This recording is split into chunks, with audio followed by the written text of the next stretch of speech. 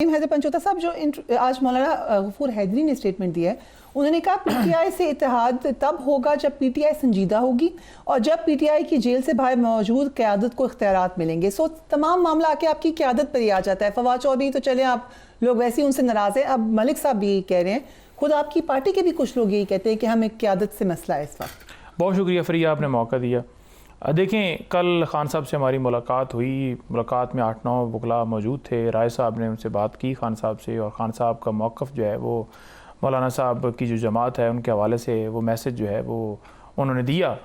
आज मेरी कामरान साहब से बाईजान हाई कोर्ट के अंदर मुलाकात हुई। कुछ उनके तहफ़्फ़ुज़ात हैं, कुछ चीज़ें हैं जो बैठ के डिसाइड उन्होंने ओपनली कहा है, उन्होंने कहा कि हमें जो हमारी बातों का जवाब नहीं दे रहे, जो हमारी रिजर्वेशन है उसका नहीं बता रहे। नहीं, वही उसी के ऊपर TR होता है, क्योंकि इस वक्त मौलाना साहब वो बता रहे थे कि 8 या 9 तारीख को पाकिस्तान में वापस आ रहे हैं, तो उनके साथ बातचीत होगी और 8-9 अप्रैल को जी जो TROs हैं वो तय हो जाएंगे। हमारा जो एजेंडा है वो बड़ा वाज़ेह है। हम तो मुल्क में कानून और आइन की बालादस्ती के लिए निकल रहे हैं, लड़ रहे हैं, डंडे खा रहे हैं, पर्चे बर्दाश्त कर रहे हैं, छापे, चादर चारदीवारी का तकद्दस पामार, FIR सारा कुछ हो रहा है। उसके लिए हम तो तमाम जमातों को कह रहे हैं, हाँ जो तहफ़्फ़ुज़ात हैं उसकी हद तक जो TROs हैं कि किस तरह मामलात को लेकर चलना है, एक दूसरे के साथ कैसी कोलैबोरेशन, तो वो दूर लग रही है, अभी वो आपके साथ नहीं दूर नहीं है। फॉर एग्जांपल मुझे कोई शिकवा हो आपके साथ कि आपका मेरा पुरानी बैठक हो रही है और उसमें हम ठीक से नहीं चले, उस चीज़ को ख़त्म करना है, आगे यकीन दहाई करानी है, तो मामला हल की तरफ जाएगा। जो सेकंड पार्ट ऑफ क्वेश्चन था कि आपकी क़यादत, और ओपनली नजर आ रहा है मरवत साहब हर जगह पे स्टेटमेंट्स देते फिरे, क्यों नाराज़ हैं पार्टी के कुछ पुराने लोग, आप लोग तो नहीं मानते फवाद चौधरी वगैरह को, मगर ये पुरानी लीडरशिप तो थी, वो अलग नाराज हैं, वो भी आप पे तनकीद कर रहे हैं, फिर अपने लोग भी आपस में नजर आ रहा है। नहीं देखिए, बात यह है ना कि खान साहब ने बड़ा क्लियर मौक़िफ़ दिया है कि कुछ लोग हैं जो पार्टी के लीडरशिप जो मेरी तरफ से लगाई गई उसके ऊपर तनकीद करते हैं, ताकि उन्होंने कहा कि डिस्क्रेडिट करने के लिए कि वर्कर्स जो हैं वो उससे तवज्जो हटे और सारा मामला हो। किसी का नाम लिया कि बस नहीं, नाम उन्होंने लिए थे लेकिन मैं यहाँ पर नहीं लेना चाहता, लेकिन उन्होंने बात नहीं छोड़े ना, आप नाम को छोड़े, लेकिन उन्होंने कहा कि जो भी बात करता है, टारगेट करता है आपको, तो उसका बेहतरीन हल ये है कि उसकी स्ट्रैटेजी बनाई जाए, बजाय ये कि उसका जवाब दिया जाए।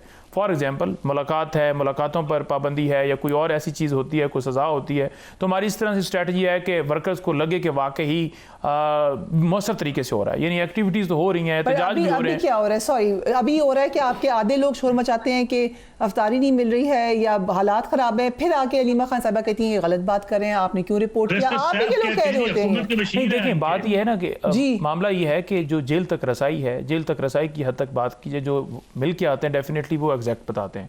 हाँ, अगर किसी बंदे को रिपोर्ट मिली है, कोई जेल में उसका जो है सोर्स है, किसी सोर्स से उसको इन्फॉर्मेशन मिली है, तो वो स्टेटमेंट देता है इमरान खान साहब के हवाले से एक कंसर्न शो करते हुए कि मुझे तकलीफ है, या अगर मेरी तरफ मेरे तक कोई इन्फॉर्मेशन आई तो मैं बात करूं। स्टेटमेंट और झूठा प्रोपेगेंडा नहीं, झूठा प्रोपेगेंडा नहीं। देखें, फॉर एग्जांपल मैं आपको बताता हूं, साबित हो चुका है, खुद अलीमा खान की स्टेटमेंट, क्या एक दफा सच साबित नहीं हुआ कि 20 दिनों के अंदर जिस तरह बिजली बंद की गई, खान साहब की वाक के ऊपर पाबंदी थी, अखबार बंद किया, TV बंद किया, और खान साहब ने उसकी तस्दीक नहीं की, साबित हो गया ना। तो इसी तरह से इन पे भरोसा नहीं। देखिए, एक बंदा जेल में आपने झूठे केसेस के अंदर डाल दिए, तो आपसे तो कुछ भी एक्सपेक्ट किया जा सकता है ना। आज तक इमरान खान साहब के ऊपर हमले वाली FIR दर्ज हुई है, तो बात यह है कि कोई इशू नहीं है, आपके अंदर कोई कंफ्यूजन नहीं, हमारे अंदर कोई कंफ्यूजन नहीं है। अगर किसी तक इन्फॉर्मेशन आती है तो उसके ऊपर खान साहब से मिलकर हम बयान दे देते हैं, जिसके लिए हम वाज़ेह तौर पर नेक्स्ट भी कह रहे हैं कि कोशिश कीजिए कि आप फॉलो ना कीजिए और हम खान साहब से मिल लें। कहा कि हमने बाकायदा इन्वेस्टिगेशन की है कि ये क्यों होता है, तो इट मींस कि ये प्रॉब्लम हो रही है, आप लोग भी फील कर रहे हैं। देखिए, बिल्कुल राय साहब का मैं देख रहा था इंटरव्यू, बता रहे थे कि कुछ अकाउंट से ये जानबूझ के करवाया जाता है। मैंने सारी उस चीज़ को देखा, लेकिन मैं यही गुजारिश कर रहा हूँ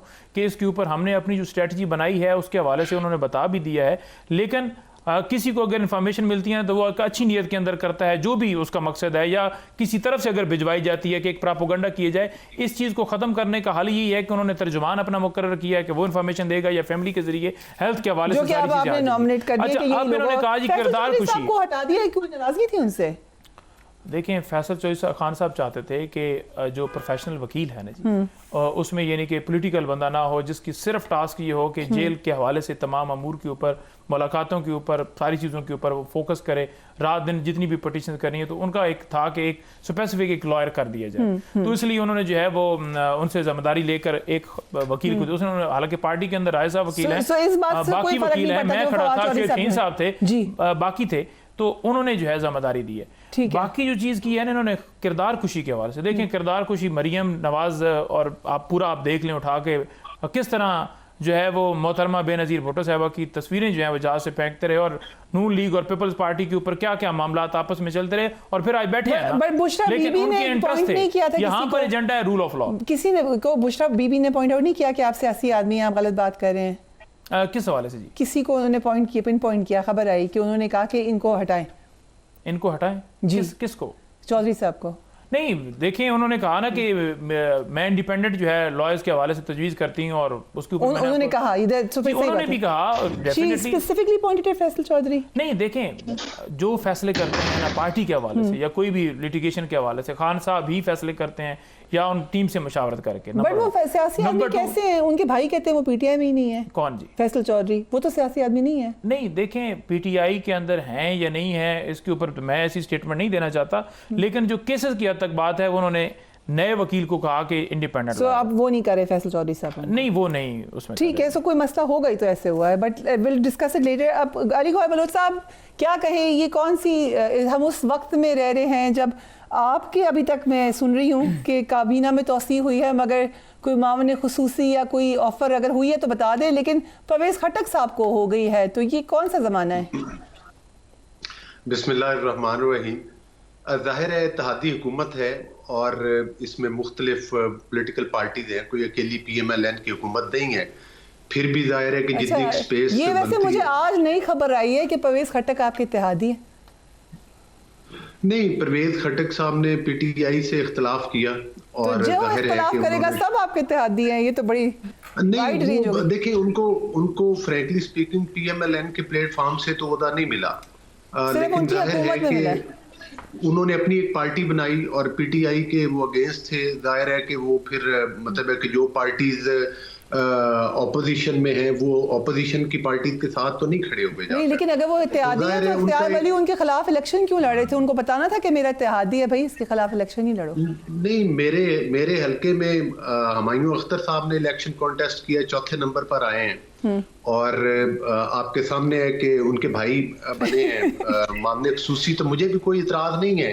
जाहिर है कि मतलब है जब इत्तेहादी हुकूमत हो तो हर पार्टी का एक अपना है। अगर वो अपनी पार्टी वजह क्या आपकी पार्टी समझती है कि हारने वालों का दिल रखा जाए, उनको लाया जाए वजारतों में, जो जीत गया उसको जरा इग्नोर करें, वो तो पहले ही जीत गया। नहीं, मैं समझता हूँ कि इस दफा भरपूर काबीना में नुमाइंदगी जो है इलेक्टेड लोगों को मिली है, जो पिछले तीन बार से MNA बने थे और उनको जिम्मेदारियां नहीं दी गई थी, इस दफा दी गई हैं। तो मैं समझता हूँ कि ये खुशाइंद बात है। आप परवेज खटक साहब की शमूलियत को भी खुशाइंद बात समझ रहे हैं? नहीं, परवेज खटक साहब की अगर PMLN में कोई शमूलियत होती तो फिर मैं उस पर जरूर तबसरा करता कि उनको वेलकम करता या ना करता या कोई कमेंट करता। वो जाहिर है हमारी पार्टी के अंदर नहीं है, लेकिन हुकूमत का हिस्सा है। बेशुमार ऐसे लोग हैं पाकिस्तान पीपल्स पार्टी और हमने एक दूसरे के मद्दे मुकाबले इलेक्शन कॉन्टेस्ट किए, इसके बावजूद हम उन्हें वजारतों की ऑफर कर रहे हैं कि आप आए और हुकूमत का हिस्सा बने। इस तरह से और दीगर पार्टीज हैं, MQM के लोग हैं, दीगर बलूचिस्तान से हैं। मतलब ये तो फिर जाहिर है अभी पीपल्स पार्टी को गवर्नरशिप है, उनके पास स्पीकरशिप है, प्रेसिडेंट का होता है। बट तो ये तो इलेक्टेड लोगों के नाम आप ले रहे हैं ना, हम तो नॉन इलेक्टेड की बात करें। अभी आपने कहा कि हमें बड़ी खुशी है, बहुत ज्यादा इलेक्टेड लोग हैं जो इत्तेहादी, जो इलेक्ट भी नहीं हुए। आप खुद बता रहे हैं कि हम हरा के तीसरे चौथे नंबर पे लेकर आए उनको ओहदे मिल जाना। इजंट इट, छोड़ दें आप पर्टिकुलर, वैसे हैरानकुन बात है कि नहीं है? अगर किसी पार्टी को, ये मैं समझता हूँ कि ये उनका इख्तियार है, अगर किसी पार्टी को कोई मामले खसूसी का ओहदा मिलता है या कोई ऐसा मशीर का ओहदा मिलता है, हमारे ऐसे लोग भी हैं जो कि इलेक्ट नहीं हो सके लेकिन वो उनको मशीर भी बनाया गया है, मामले खसूसी भी बनाया गया कुछ लोगों को। तो मैं समझता हूँ कि ये हर पार्टी का अपना एक फैसला है कि अगर वो किसी का नाम देते हैं तो हम इतराज तो नहीं कर सकते कि इनको नाम बनाए।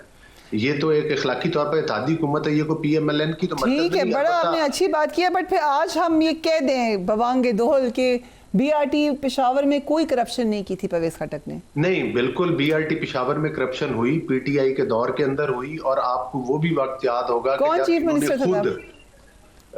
तब परवेज खटक साहब चीफ मिनिस्टर थे। हम कब कहते हैं कि परवेज खटक साहब जो हैं वो कोई, हम इनकी तरह तो नहीं कहते कि पहले आप उसको, आप क्या कह रहे हैं? आप कब कहते हैं कि वो करप्ट नहीं है, ये कह रहे हैं आप? तो आपकी कैबिनेट में करप्ट मैं तो ये कह रहा हूँ कि जो सवाल उन पर उठे हैं वो आज भी उसी तरह से कायम है और उनको कटहरे में खड़ा होना भी चाहिए और होना पड़ेगा भी। ये कटहरा तो नहीं है, वो तो ओथ टेकिंग में खड़े हो गए।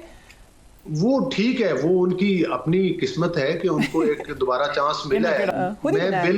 मैं असूली बात कर रहा हूँ। मेरा ये मौक़िफ़ है कि जो पार्टी, अगर किसी पार्टी को उसकी अपनी पार्टी की तरफ से कोई ओहदा मिलता है और हुकूमत में हिस्सा मिलता है तो वो उसका अपना इख्तियार है। अलबत्ता उसका, मैं आज भी कहता हूं कि बीआरटी पेशावर में करप्शन हुई, मैं आज भी कहता हूं कि परवेज खट्टर साहब के वक्त में बेशुमार करप्शन हुई, मैं आज भी कहता हूं कि इख्तियार वली की हमारी पार्टी के लिए कुर्बानियां हैं और हमारी सीनियर लीडरशिप उनको जरूर एडजस्ट भी करेगी।